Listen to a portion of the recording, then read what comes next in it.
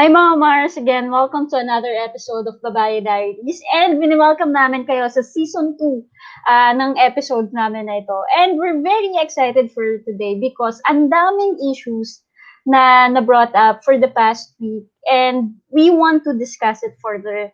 And ngayong hapon, syempre makakasama natin ulit. Grateful tayo kasi hindi niya tayo iniwan kahit Season 2 na. Lagi siyang nandito. So, thank you so much, Maring Don, for always staying, for always saying yes to us. Maraming salamat. So yan, Mare, bago tayo, syempre, kasi medyo malalim at grabe yung klase ng pag-uusapan natin ngayon. So before that, magkamustahan muna tayo. So, kumusta ka, Mare? Hi Mars! Hi mga Mars namin na patuloy na nakikinig at sumusubaybay at sumusuporta at nagmamahal sa amin hanggang 2021. So, Happy New Year sa inyo. Mars, kamusta? So far, so good naman personally sa akin ng 2021. Pero I think sa dami ng mga nangyayari sa paligid natin, sa society natin, and I think globally din, kind of alarming din yung mga nangyayari.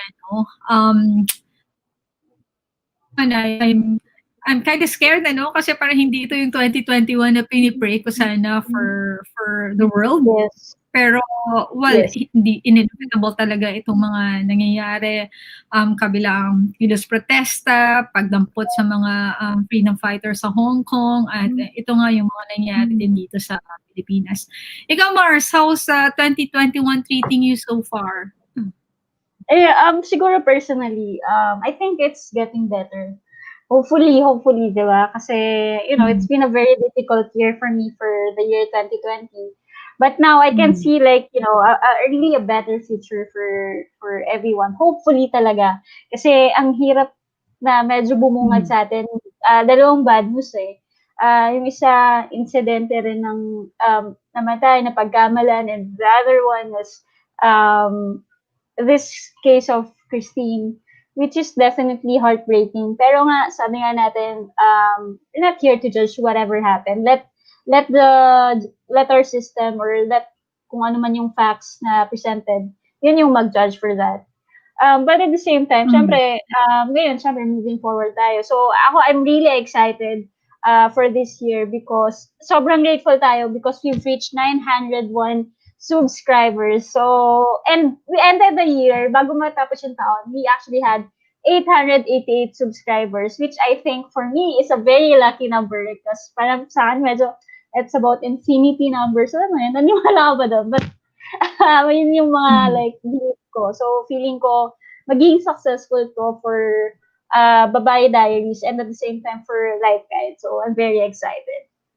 So, Mare, ready ka na ba? Me too. Na pag-usapan. Ready na, Mars. And so, sabi nga natin, Mare, siguro like, ako din sobrang excited na ako. Pero remind lang natin yung mga viewers natin na, again, though siguro yung iba malilink to the case of Christine Becerra, but again, this vlog will actually focus on victim blaming because for the past days na nangyari yung incident, sobrang rampant ng victim blaming.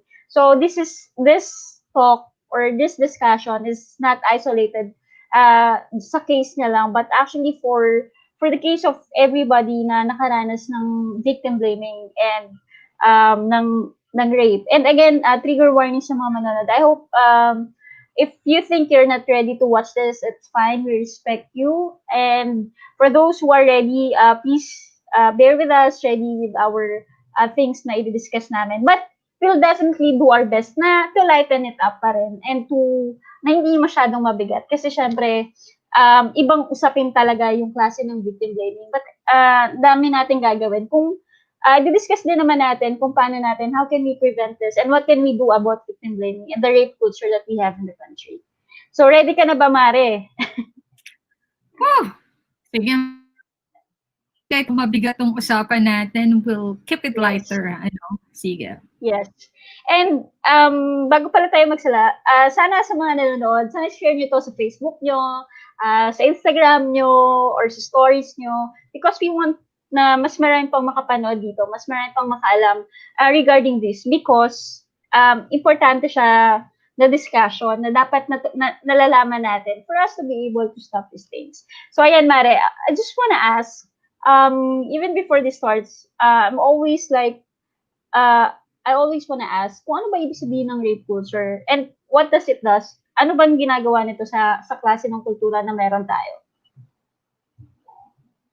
Umpisahan natin, Mars, I think we've discussed this sa mga past conversations at chikahan natin noong 2020, I think isa sa mga favorite topics din natin, I think the shadow pandemic, kung saan discuss din natin yung violence against women, and I think one of the many faces of violence against women is rape. So talagang it's becoming part of the discussion, I think of societal talks or whatsoever. So, ayon sa Marshall University Women's Center, nagsabasa ako, Mars. Yan nga, it's an environment daw kung saan ang rape ay prevalent at the same time kung saan ang sexual violence against women is normalized.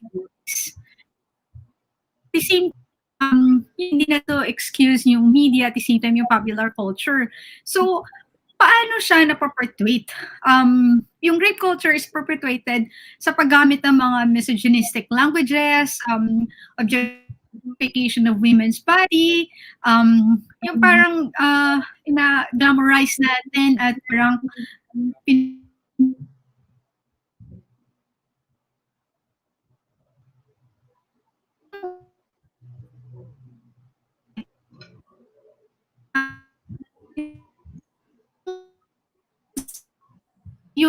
Medyo nawawala ka, Mare.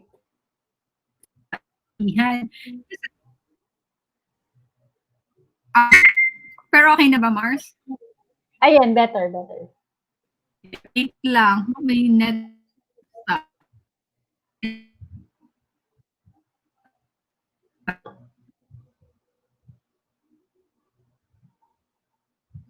Actually affects women.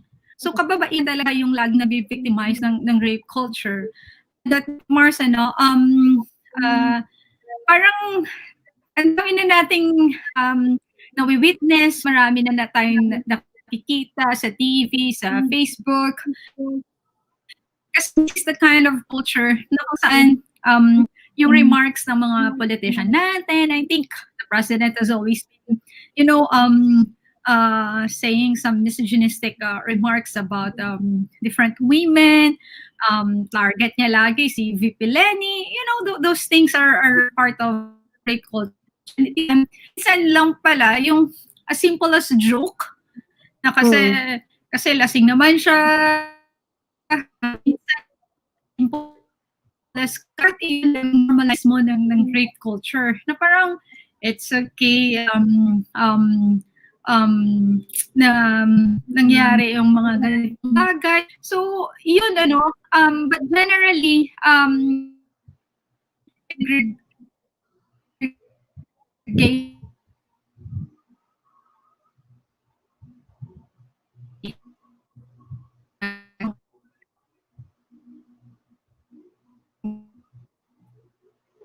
Medyo nawawala ka ulit, pare.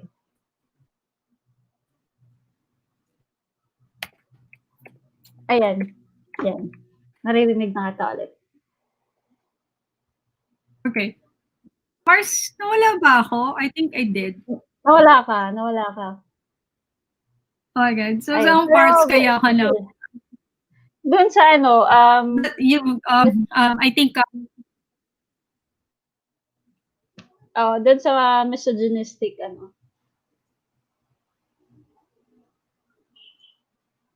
remarks. Ayan. And sa mga remarks.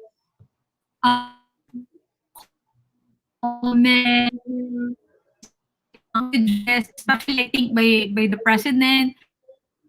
So parang yan, isang presidente at ikaw ay isang follower ng presidente, parang it's being normalized. It's okay lang to joke about women, to objectify women. So parang ang daming na-exemplify ito sa maraming bagay din, Mars. So, minsan nakala lang natin is a simple, may nangyari incident and but simply sharing a comment, nakala mo, joke na naman, parang ikaw, pilobo ka naman, ang sensitive mo naman. But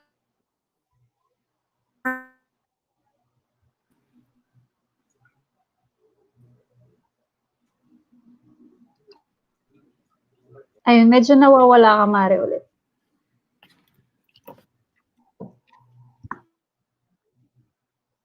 Okay na, Mare. internet ko. Yeah.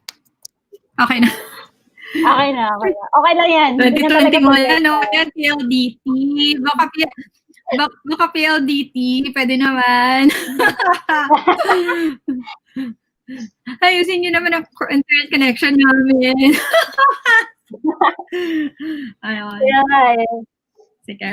Pero ang ganda ng mga points mo, Mari. Kasi I think, siguro common mistakes natin din, especially for those people na unaware pa na victim blaming na pala yung ginagawa nila, is that, minsan, nakakalimutan kasi natin na parang, kasi ano na rin yun dahil na rin sa culture natin. Yung kultura natin na minsan, akala natin yung simpleng jokes, yung pala, nakaka-insult na, nakaka-create na ng fear to women, which is actually not good kasi nga, we want to create a safer space for everybody. As much as possible, syempre, na regardless of your gender, we want na safe tayong lahat sa sexual harassment, violence, and lalong-lalo na sa victim blaming and sa rape culture nga na meron tayo. But of course, I think, Mare, isa siguro sa mga tinatanong nila na can we still change rape culture dito sa bansa natin? Sa tingin mo, ikaw? Well, it's not an easy, but of course, ako naniniwala ako na we will make this happen eventually. But I'm not sure if in our lifetime, ano. I just remember just like to share yung walang rape sa buntok. So, sa mga yeah, it's good that you know about it. So, if kaya ng mga kababayan natin sa buntok, ano, I think we can do so. And also, I think in the situation ng taga-buntok, ano, they have hearts to women. So parang they respect women as equal. So parang kasi I think may this thing kasi why rape happens, Marce. So it's not like and at the same time I think ano pa ba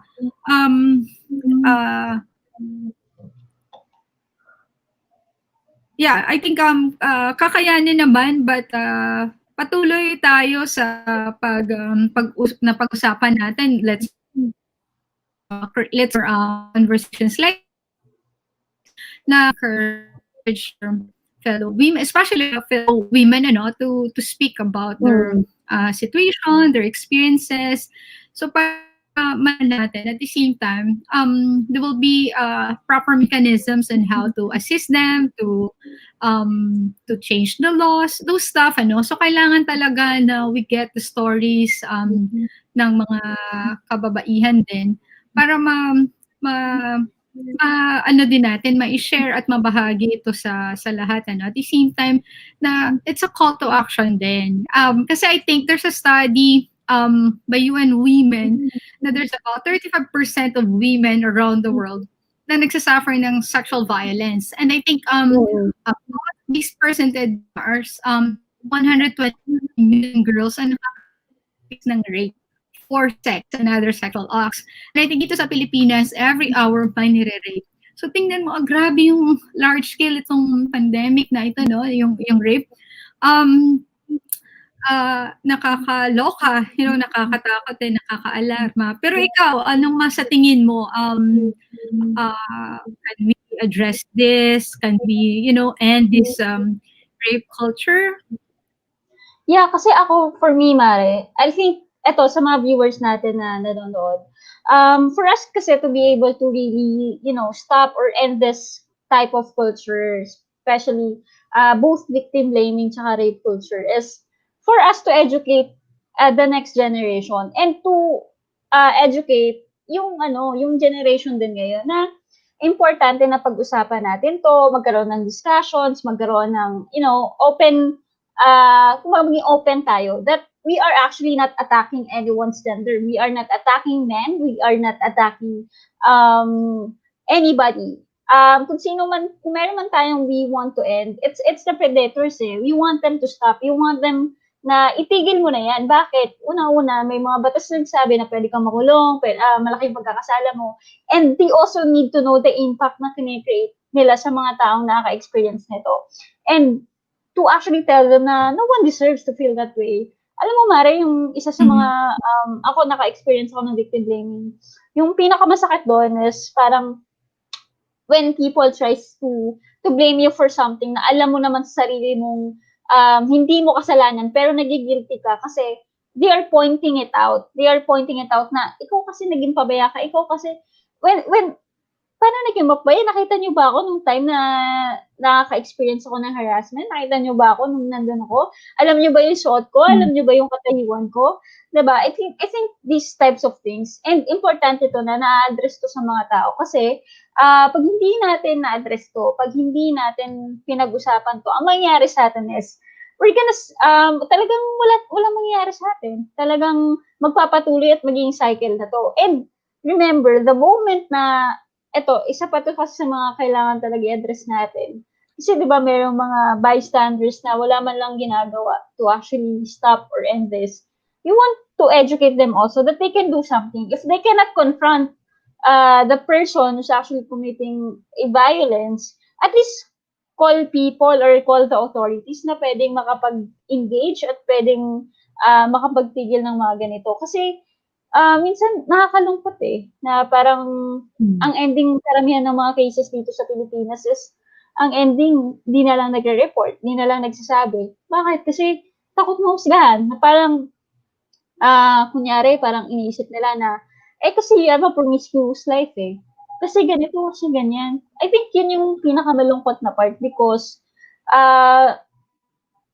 hindi mo masabi, hindi mo parang parang nawawala yung safe space na dapat deserve natin lahat. Tapos parang nade-deprive ka ng rights na yun. And yun yung pinakamahirap. Ikaw nga, na-experience mo na ba ma-victim blame?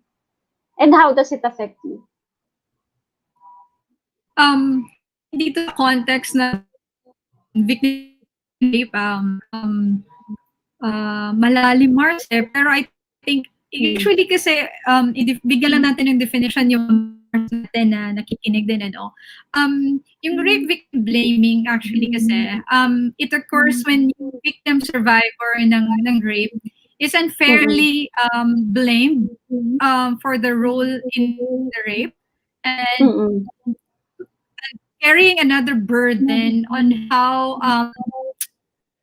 they should be responsible for this conduct that's committed against them. So, dalawang burden. Sila na nga yung victim survivor. Sila pa yung kailangan maging responsible sa krimen na to prove that, yes, I was, they're guilty about the crime that's committed against them. So, ang double standard, na parang ikaw na yung biktima, ikaw pa yung na-blame. I have a lighter version on my end, Mars. Mga light issues lang, but not particularly on sexual assault or whatsoever. But I remember, there was a time in my younger days na kina-catcall ako, Mars. Tapos parang, I think, pinagsabihan pa ata ako na parang ang ikli ata ng shorts ko kasi. So parang ang pinapa sa akin in a way sinasabi sa akin kasalanan mo yan kasi naka-shorts. Kasalanan ko pa pala na ako na yung biktima ng catcalling. So I think in many cases yung rape victim blaming nangyayari to na may drug overdose ng isang babae, nalasing siya, naka-pek-pek short siya, naka-spaghetti strap lang siya na outfit, yung mga ganong bagay, I think it's always been part of the narrative lagi na kine-carry na burden ng kababaihan. Na parang as if wearing those stuff or being drunk are invitations for these women to be raped. Parang, 'di ba? Parang ako naman at the same time. Also, I think isa pa din dito na mga sinasabi lagi na parang kung babae ka, ikaw yung parang kailangan maging extra careful. Na parang, Oo. sige, pag gabihin ka, edi wag kang maglakad sa madilim na daan or bawal kang mag-isa, yung mga ganong bagay. So parang ikaw as a woman na nga, parang ikaw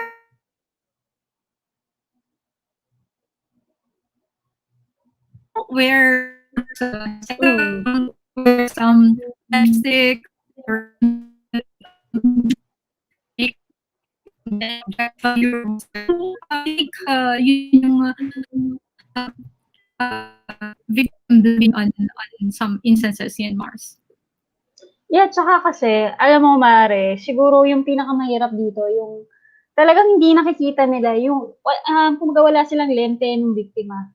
Parang yung lente lang lagi nila towards the violence that had happened and why it occurred. And na parang, paano mo kasi dapat kasi iniwasan mo kasi dapat di ka na lang pumunta doon eh. Kung di ka pumunta doon, di sana wala nangyari. And this is exactly victim blaming. Kasi, una, andun na ako, anong gagawin ko? Diba? The people that surrounds you are supposed to be a safe space. Diba? Dapat sila yung parang na-expect mo to care about you. And ang nakakalungkot lang kasi like for example, for the instance, pag nalaman nila na yung kunyari yung biktima ng isang violence or harassment, parang tingin nila is flirtatious. Kasama mo yan, landi mo kasi, ganyan. Parang lahat naman tayong tao nagdaan sa ganung stage. Lahat naman tayo nagdaan sa stage na, you know, we weren't really that responsible. But, you know what, if there's something that we can learn kasi from this is that, sa akin kasi mga experience ko, I had the experience with a lot of gays and a lot of people surrounding me na I was drunk, pero walang gumasa sa akin, walang nanghara sa akin. Kasi bakit? Kasi walang rapist doon sa mga taong yun.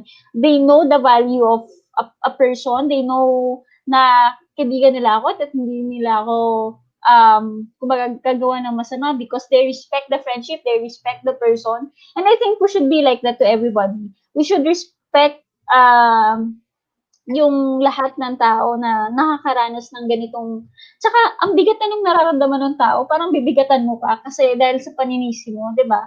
Dapat wag na natin silang sisihin. What the victims needs is actually support. They need a support system who would actually believe that it happened. That would actually believe them na valid yung kanilang experiences and na dapat hindi na lang natin sila parang alam mo yun, dinideny of that. Kasi at the end of the day naman, you know, we have courts who can prove all these things. And alam mo, actually ang ganda kasi meron sa Quezon City na naipasa na batas, yung safe space. Ang nakakatuwa kasi doon, nung naipasa yung batas doon, merong isang success story na talagang naparusahan yung nangharas. And we want more stories like that. We want more people to report, diba, of these kinds of things. And na hindi mabiblame yung biktima. Kasi siguro the good thing about that story is that di talaga siya na-blame sa mga ginawa niya. And if we can do that often, then sana ibang klase ng community yung meron tayo. So we really need to add more people who will actually help us na magkaroon ng mas safer space for everybody. Kasi yun yung deserve nating community. Yun yung deserve natin na mapagdaanan at hindi yung klase ng violence that people actually throw at you. So, sana mas maging kinder tayo sa words, mas maging kinder tayo how we see the victims. Because, again, just like our caption, it's not her fault and it will never be her fault why it happened. And we should really, really, really end this type of mindset na kasalanan nila. Kasi hindi. Alam mo, Mare, alam mo ba yung famous line na pag may alak, may balak? Anong thought mo doon? Well, at some point, I knew from the start it's kind of unfair. Like, for example, there were drinking sprees that I went to, no? Umiinom din ako with friends, with strangers, mga ganon. But I think at the end of the day, it's unfair also that we have that saying, na kung pag may alak, may balak. Parang it's also kasi nagta-translate din kasi siya, Mar, sa isang kultura na in-highlight yung male privilege na pag babae malasing, diba? Ganon, may balak itong lalaki. And I think ako, I'm pretty, lucky kasi I have friends na inuwi ako sa bahay kahit so thank you pala shout out sa mga boyfriends ko dyan sa amin sa Iloilo and even also here in Manila. So thankful ako doon na walang nangyari sa akin. Nakauwi ako ng safe and sound at nakatulog ako kahit na may over ako the next day. So I think at the end, it's about respect din kasi, Mars, di ba? It's not itong lalaki over our bodies, male, female bodies, So usually kasi parang ginaganon yung binaries pag lalaki title sa sex and pag babae, it's more on like gatekeepers or ganon, and also parang object lang yung babae, yung lalaki is the owner, diba? Those things, So I think kailangan kasi natin continue natin na i-highlight yung importance of speaking up on these issues, on these topics. And I think I was happy, na in the past few days, waiting for the final reports, but at the same time, I'm happy din na mga simple people, ordinary people, they get to speak out. And also, I think ginagawa din ng influencers yung kanilang medium to use it in platforms in educating people, and now it's on why it's important to keep on speaking up. And at the same time, kasi in gathering your crowd, these different voices of like hashtag #MeToo stories and narratives, can draw out so much power. So I think grabe din yung galit ng tao when they knew that someone was victim blamed or someone was raped, someone's, and other things. So maganda na we keep on discussing this also, and the power of persisting always. So we must persist always. Ayun. Yeah, tsaka actually alam mo, Mare, kung meron akong pinaka para nalulungkot is that minsan dito sa Philippines, we support the international advocacies. Pero kapag sa atin like personal experiences na natin, it's like it's always invalidated. Alam mo yun, na parang dapat kung ano yung post mo sa international setting, sana ganun ka rin mag-advocate sa local, sa mismong bayan mo, diba? Kasi bakit mo we need to support the international advocacies because their fight is also our fight. But at the same time, sana supportahan din natin yung mga local victims na nandito mismo sa Pilipinas. Kasi pag nalo-localize na siya, wala. Balik na ulit sa victim blaming. Wala. Balik na ulit sa sa violence na ganyan. Na hindi naman sobrang unfair for our country. Para alam mo yun, minsan parang galing natin magsalita sa problema ng ibang bansa. Pero when it comes to our own problems, we don't actually discuss it with, ng healthy, ng walang judgment, ng walang, kumbaga, these types of things na hindi maganda. So, importante sana na same energy ba yung mabigay sa atin kapag sa mga ganitong klaseng mga ganitong klaseng issues. Kasi we need that. We need more people. Kaya ako, actually, natutuwa ako every time na nakikita ko na yung mga tao na parang, kumbaga, may nagko-call out dun sa nag-victim blame, ina-explain nila bakit yung simpleng post nila is a victim, na victim blaming na pala yun. So, nakakatuwa yung maganon because you can see na at some point, kumbaga, nagkakaroon na din sa atin ng progress pagdating doon. Though, still a long fight kasi ang dami pa rin. It's 2021 pero ang dami pa rin judgmental, ang dami pa rin, pinupull down yung lahat ng mga victim. So, importante sana, tingnan natin tong klaseng mga issues na to kasi importante na hindi natin to magawa. Kasi imagine, parang ang lagi nga natin, ako lagi kong parang ano sa sarili ko na kapag may issue, lagi kong ilalagay sa sarili ko yung posisyon nila before talking, before stating my opinion. Because pag nag-state ka agad ng opinion, tapos wala namang kasamang facts, ang ending, nakapag-judge ka pa. Nakapag-down ka pa ng mga tao.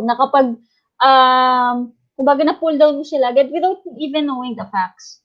Diba? So, importante na ganun lagi. And sa parte ng mga biktima, sana tigilan natin kasi nakakapagod eh. Actually, kaya siguro nakakapagod yung advocacy for women because paulit-ulit na lang tayo. Yung issue natin nung past years, issue pa rin natin ngayon. And kung pwede nga lang matapos na ngayon na, diba? Parang we want to end that. But, you know, we really need to do more of this, do more vlogs about this, and really educate these people because at some point din, di na rin naman natin sila super masisi kasi baka yung klase ng environment na meron sila, walang education, same type as us. So, ang importante is to open up platform na pwede silang ma-educate. Ngayon, pag meron na silang platform na ma-educate sila, ngayon, you make a choice. Ano ba yung pinaka-decente na choice as a person, di ba? And the decent choice is actually to always side with the right thing na dapat ginagawa natin. To never judge people, to never condemn them without even asking all the facts na na pinapresent mo na bago ka mag-conclude ng kung ano-ano man, diba? So, yun. Mars, idagdag ko lang din kasi I think sabi mo nga mahaba-habang labanan nito, pagkilos yung paglaban sa karapatan ng kababaihan, ano? Nag-surface na naman yung mga photos ni Maria Clara and yung mga contemporary women, ano, were victims of rape. So yun nga din, may emphasize din natin na si Maria Clara ay balot na balot, but she was raped. And here are these women na naka-inom daw, naka-picture, naka-sex outfit, with all full makeup and those things, ano. So, hindi nga yun for at the same time, yung stigma pa din kasi, tsaka yung shame ng mga kababaihan are the top factor why they don't speak up. And at the same time ako, I think may naalala ako, Mars, pero I think it's better if we invite other to speak on this in the next conversation natin. Ano? Kasi may isang paper na sinulat, Mars, on women who are rape cases. So, ayun, ano, ang highlight ng paper ko na yun, it's a short paper lang naman na requirement ko sa UP. So, parang highlight lang lagi nun, Mars, na, kasi nakainom siya, tinignan siya, tingnan mo kasi ang sexy niya, hindi ba marirape yan? Parang, see, you were raped because you're beautiful. Parang take it as a compliment pa. Parang, my God, it's coming from a judge. Tapos, yung repetitive questioning pa na, paano ka ni-rape, ano bang suot mo, anong ginawa mo on that, paano mo mapapatunayan. So, you know, yung post, yung trauma and depression na nakukuha ng mga victims na when they go to reporting pa lang, I think first level pa lang sa police station, wala ding minsan gender sensitive police doon nakakarapin sila, pero I think it's mandated by law na kailangan may women's dyan, pero minsan wala nga. Minsan din naman, akala mo babaeng police pero hindi din naman pala gender sensitive or very sympathetic to you, ano? So may mga bagay, ano, paano pa kung umabot sa korte, sa, you know, ulit-ulit yun, Mars. So parang, so talaga yung horrible experience talaga for women na nakaka-experience ng sexual abuse and rape, ano. So talagang but at the same time, again, the power of speaking up ay kailangan natin talagang i-promote. At the same time, make those aggressors or perpetrators accountable din talaga. And also by checking on our policies din. So kung kaya sa QC na may space, safe space policy doon, sana sa, alam mo yun, there are countries na nagcha-champion ng mga magagandang batas. Why can we not have here in the Philippines those things, I think kailangan din natin magandap sa mga bagay-bagay na yun para ma-address din yung this rape culture in the country. Yeah, and siguro importante din to na message is that there's no dress code for rape. Diba? Sabi mo nga, in-emphasize mo kanina how a person dress is separate from someone's urge to actually violate someone. Kasi it's never someone's, diba? Ang daming, ito, siguro, nakakalungkot na incident is that, when a baby is being raped, diba? Yung lola, diba? I mean, regardless of your gender, regardless of your age, lahat vulnerable for this.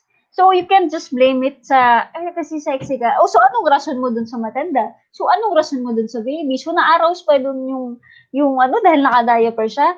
Diba, ikaw parang, meron kang decency to say, of course not.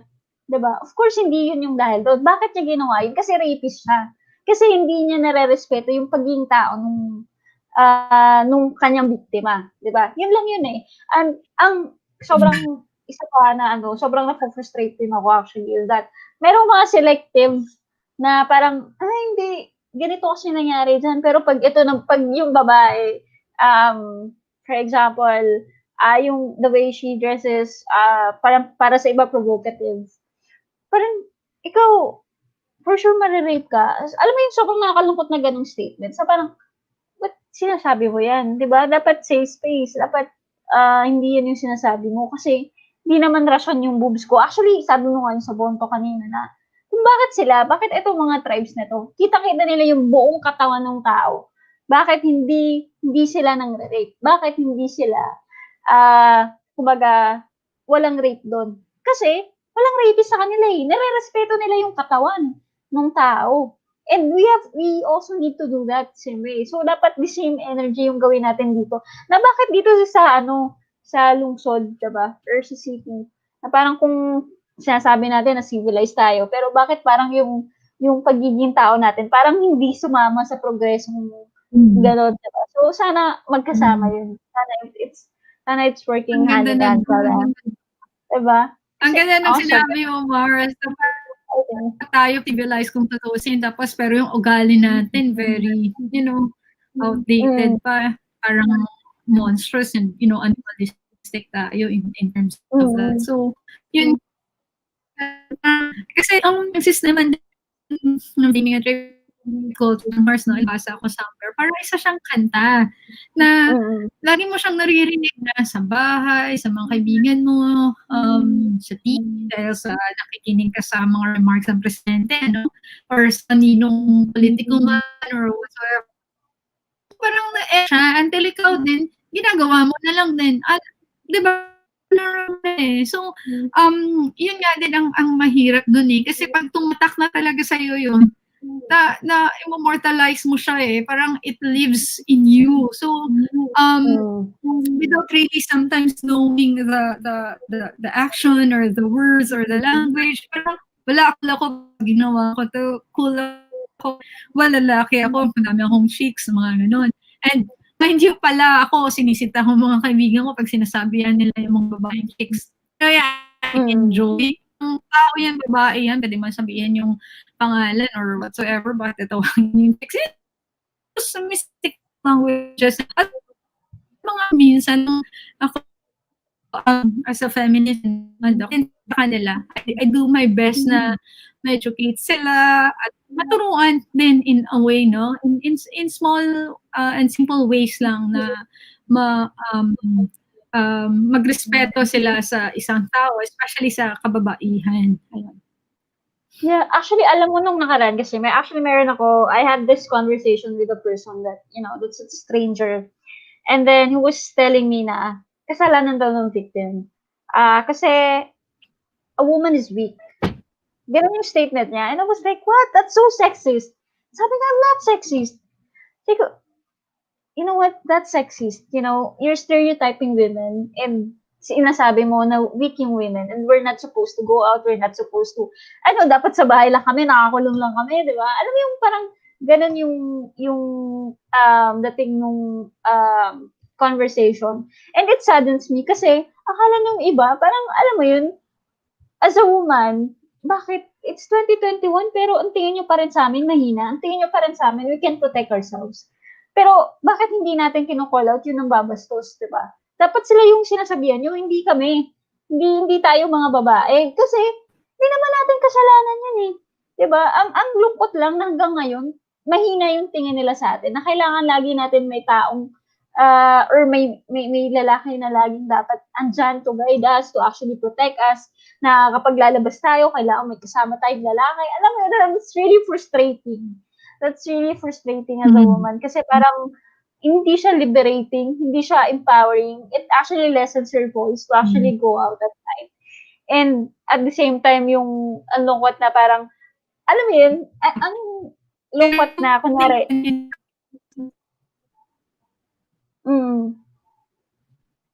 ang lungkot lang, Mare, kasi, hindi, parang ang lungkot kasi, Mare, na parang, kunyari, pag babae yung uminom, ano ba yan, ang landi mo, sobrang irresponsible ka. Pero pag men yung gumawa or uminom, parang napaka-macho mo, napaka-siga mo, alam mo yun, which is really sad for me. Kasi, ba't ganun why do you put labels on that?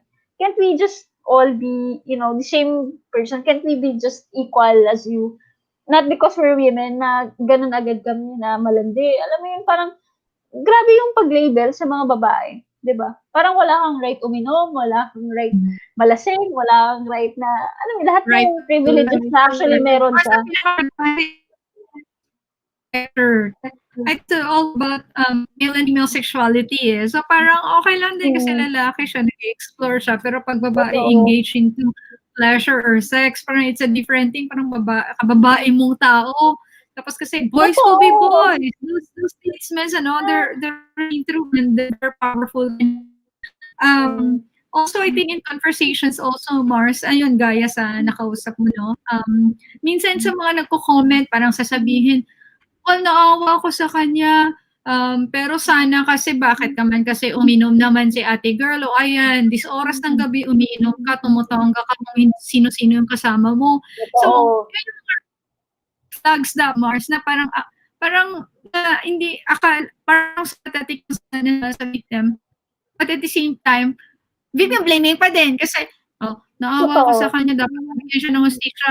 Pero, dapat hindi kasi siya uminom. Pero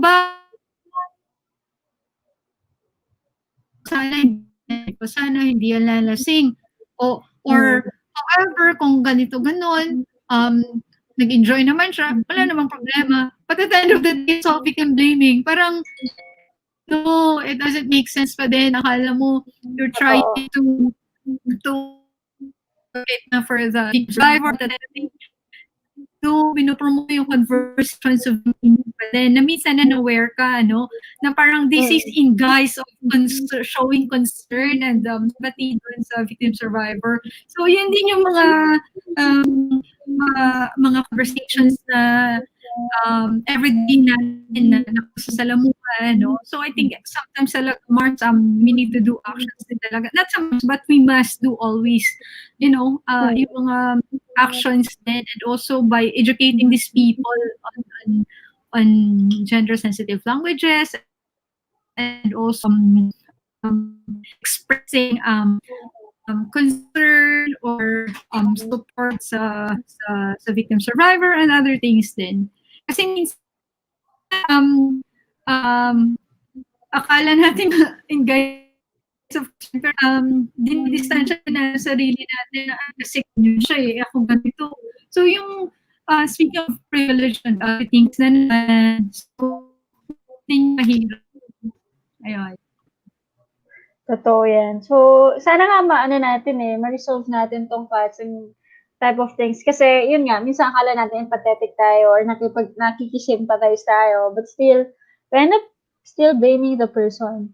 So, sabi nga, how can we support them? Una, we can support the victim by not blaming them about what happened to them. It's not the alcohol. It's not kung ano, it's not yung damit niya. It's not her flirtatious behavior. It's not her promiscuous past or whatever. na sa tingin mong reason, the only reason ba't nangyari yun, kasi yung utak ng taong yun bastos, yung utak ng taong yun rapist. So, importante na maano natin yung ganong klaseng mindset na sana yun yung isa puso natin na let's stop that because it stops more women to actually do this because nakikita nila kung ano yung reaction ng mga tao. And again, so easy to judge people based on what you see. But again, hindi mo alam yung buong pagkatao nila, hindi mo alam yung kwento nila, hindi mo alam kung sino siya. So, who are we to judge, diba? Who are we? Diba? We have no right to judge anybody based on their lifestyle, based on who they are kasi we don't know them. Or even if we know them, still, wala pa rin tayong karapatan because we can only empathize with them, put our shoes na parang kumbaga sa lagay nila kung anong sitwasyon na kinalalagyan nila. And I guess that's it. And ikaw, Mare, anong message mo for those people who are actually watching right now na how can we better advocate for women? Ako, i-emphasize ko lang din, Mars, yung victim blaming is very, very wrong. Hindi siya maganda, hindi siya cool, hindi siya, okay, dahil I know the issue, I get to, converse about this topic, but at the end of the day pala, instead of showing concern, you are also already unaware na you are victim blaming na din. So I think, hindi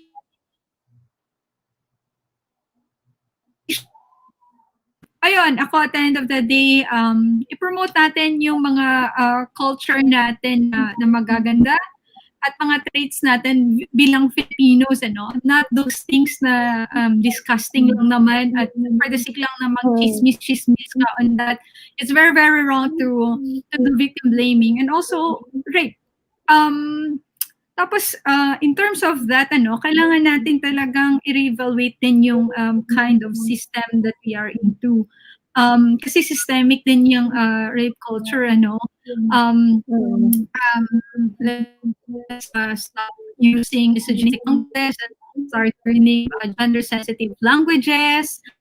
Ano ba? I think the bottom line of it all is kailangan trust and respect to everyone, especially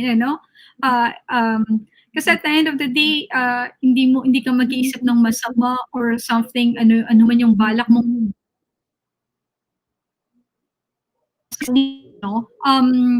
and lastly na Mars, for victim survivors it's never your fault, it's not your fault, so ayan.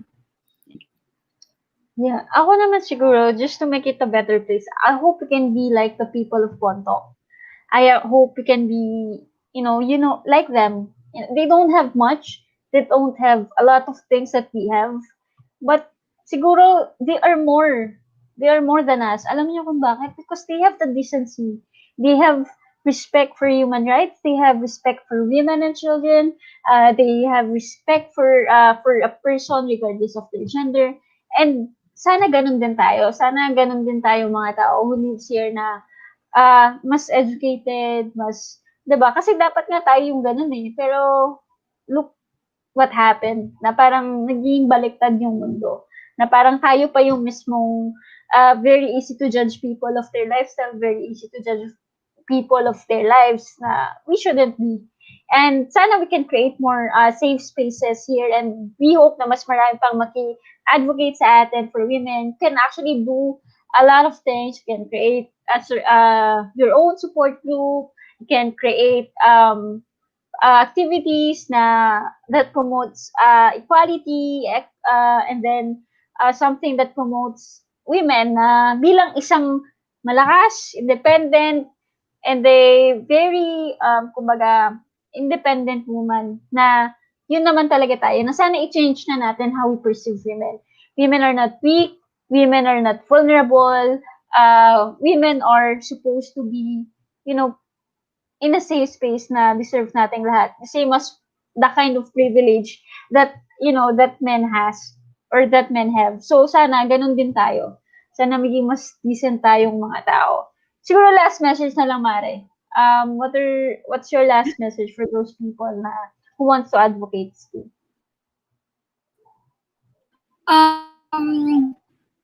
Grabe, ang dami na natin pinag-uusapan, Mars. Tapos hindi pa Oo. pala yan yung last statement, ano? Bongga ka talaga.